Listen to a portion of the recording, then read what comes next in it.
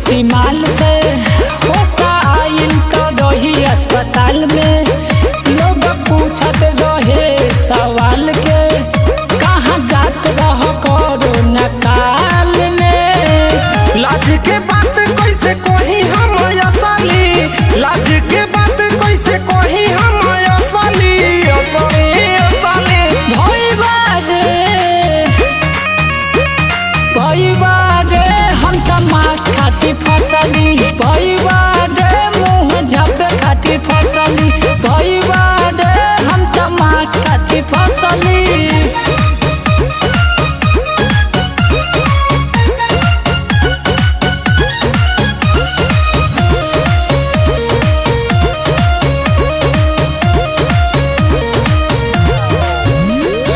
दीपू मना रहे कोइले बड़ी देरी समझैले रे।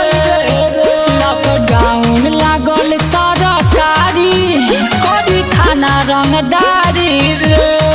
अभी ले पूरा देह फाटता बड़ी मरल से दादा। चंदन जीतुआ जितेंद्र दीवाना नहीं फायदा बा कुछ समझाना। गरी रहे जे हो पुराना अफसोस बजे कहीं माना माना।